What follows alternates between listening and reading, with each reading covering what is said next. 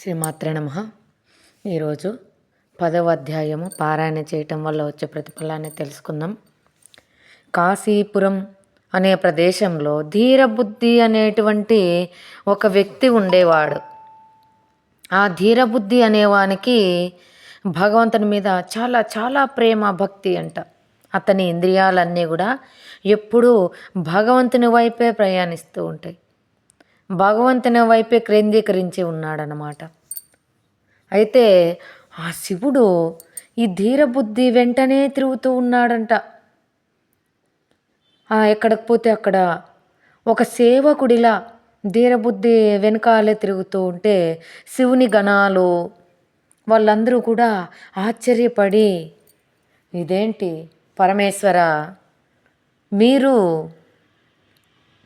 మూలానికి ఆది పురుషుడు, మీరేంటి ఈ ధీరబుద్ధి వెనకాల తిరగటం ఏంటి స్వామి? అతనికి సేవ చేస్తున్నారు, మేమందరం మీకు సేవ చేసి భాగ్యం దొరికితే చాలని మేమంతా తపన పడుతూ ఉంటే మీరు అతనికి సేవ చేస్తున్నారు, ఏంటి స్వామి ఇది? అప్పుడు శివుడు ఈ ధీరబుద్ధి జీవిత కథ చెప్పడం మొదలుపెట్టాడనమాట. అయ్యా, ఈ ధీరబుద్ధి పూర్వజన్మలో ఒక హంస రూపంలో ఉండేవాడు. అలా హంసరూపంగా ఉండగా చెరువు పైన ఎగిరిపోతూ ఉన్నప్పుడు అలా కిందకు పడిపోయిందంట ఈ యొక్క హంస. అప్పుడు ముక్కుకు తగిలి నల్లగా మారిపోయిందంట. ఎందుకు ఇలా జరిగింది అని అర్థం కాలేదంట దానికి. అక్కడ చప్పుడు వినిపించింది, నీళ్ళల్లో బుడుక్ బుడుక్మని ఆ నీళ్ళలో నుంచి గడ్డకు ఒక అమ్మాయి వచ్చింది. వచ్చి అమ్మాయి దగ్గరికి వచ్చి ఏం జరిగిందో నేను చెప్తాను అని చెప్పేసి చెప్తా ఉందంట. ఆ చెరువు లోపల 5 కలువ పూలు ఉన్నాయి కదా, ఆ పూల నుంచి ఉద్భవించిందంటే ఏమి. విచిత్రంగానే ఉండొచ్చు, కానీ కథ అంతా వింటే అర్థమవుతుంది మాస్టర్స్ మీకు అందరికీ. అయ్యా, పూర్వజన్మలో నేను ఒక బ్రాహ్మణ స్త్రీని. నేను నా భర్తకు చాలా మంచిగా సేవ అందిస్తూ ఉండేదాన్ని, ఎటువంటి లోటుపాట్లు లేకోకుండా. శారీరకంగా మానసికంగా ఎప్పుడూ కూడా అతన్ని ఎంతో బాగా సేవిస్తూ ఉండేదాన్ని. ఒకరోజు మైనా అనేటువంటి పక్షి కాలికి గాయమయ్యి ఇంటి ముందర పడిపోయింది. అయ్యో పాపం అని చెప్పేసి దానికి నేను సేవలు చేస్తూ ఉన్నానన్నమాట. ఆ మైనా అనేటువంటి పక్షికి పాలు ఇవ్వటము, పండ్లు పెట్టటము, దానికి అన్నీ చూస్తూ చూస్తూ అలా దానిపైన ప్రేమ పెరిగింది. రోజు దాన్ని పలకరించకపోతే ఉండేలా లేకోకుండా, దాన్ని పెట్టకపోతే అలా ఇద్దరిని భర్తను కూడా చూసుకుంటుంది. కానీ భర్తకు ఈర్ష్య కలిగింది. ఎక్కువ ప్రియారిటీ ఆ మైనాకకే ఇస్తుందే, నా మీద ఏదో ప్రేమ తగ్గింది అనేటువంటి భావంతో కోపంతో అరిచాడు. ఎందుకు ఇలా మైనాక మీదనే ఎక్కువగా సేవ చేస్తున్నావు, ఎక్కువ దాని దగ్గరే ఉంటున్నావు, కాబట్టి నీకు మైనాక మీద ఎక్కువ ప్రేమ అయిపోయింది, నువ్వు మైనాకంగా జన్మించుగాక అని శపించాడు. అలా ఆమె అంత్యకాలమందు మైనాగా జన్మించింది. ఆమె చాలా పుణ్యం చేసింది అందువల్ల ఆమెకి పూర్వజన్మ అంతా గుర్తు ఉంది, స్పృహకు వచ్చింది. అప్పుడు ఆమె పూర్వజ్ఞానం వల్ల సత్పురుషుల సాంగత్యం కోసము, సజ్జనుల సాంగత్యం చేయాలనేది ఎందుకే అలా సాధువులు, సత్పురుషులు, సన్మార్గులు ఉండేటువంటి నివాస గృహాలకు వెళ్ళేదంట.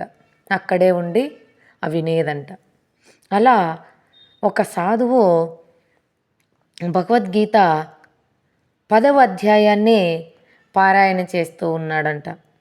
అక్కడికి వెళ్ళి కూర్చొని వింటూ ఉందన్నమాట. ఆ విధంగా అలా 10వ అధ్యాయ పారాయణ విన్న వెంటనే ఒక దివ్యకాంతగా మారిపోయిందంట, ఒక అప్సరస కన్యలా మారిపోయిందంట ఆమె. అలా మారిపోయింది.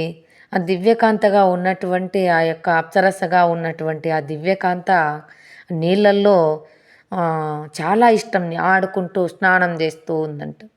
దుర్వాస మహర్షి అలా వచ్చి నువ్వు నగ్నంగా స్నానం చెయ్యకూడదు, ఆ పుష్పానికి నీకు తేడా ఏమీ లేదు, తప్పు కదా ఇలా, అలాగే నువ్వు కూడా ఆ పుష్పాలుగా మారిపోయి 100 సంవత్సరాలు ఇలా జీవిస్తూ ఉండు అని శపించాడంట.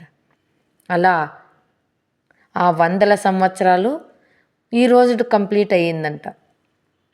అందుకే ఆమె మళ్ళీ ఒక అందమైన దివ్య శరీరం ధరించి ఇక్కడికి వచ్చిందనమాట.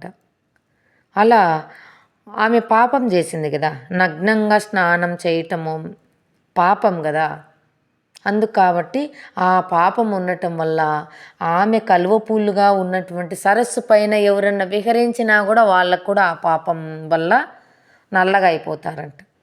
దానివల్ల ఈ హంస యొక్క ముక్కు నల్లగా మారిపోయిందంట. ఆ నల్లగా మారిపోయి ఎందుకు ఇలా మారిపోయింది, కానీ దానికి పరిహారం నా వల్లే నీకు నల్లగా మారింది కాబట్టి నేనే చెప్తాను పరిష్కారం అని 10వ అధ్యాయాన్ని పారాయణ చేయి అని చెప్పి హంస రూపంలో ఆ యొక్క ధీరబుద్ధి అనేటువంటి వానికి 10వ అధ్యాయన పారాయణ చేయించింది హంస.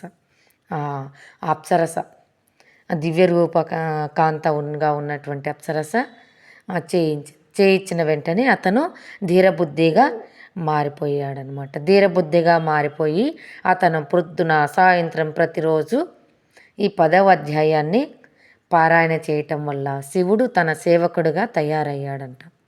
చూడండి, ఎక్కడికి వెళ్ళినా తనని వెనకాలే తనల్ని ఆదుకోవడానికి రక్షించడానికి అతను ఎప్పుడూ ఉండేడంట. ఎటువంటి పరిస్థితుల్లో ఉన్నా ఎట్లాంటి ఇదైనా అటువంటి వాళ్ళకు భగవంతుడు వచ్చి వెంటనే రక్షించేటువంటిదే ఈ యొక్క 10వ అధ్యాయం. చాలా చాలా చాలా ఇంపార్టెంట్ అయినది. మనమందరం కూడా ఈ 10వ అధ్యాయాన్ని పారాయణ చేద్దాం, తరిద్దాం. శ్రీమాత్రే నమః.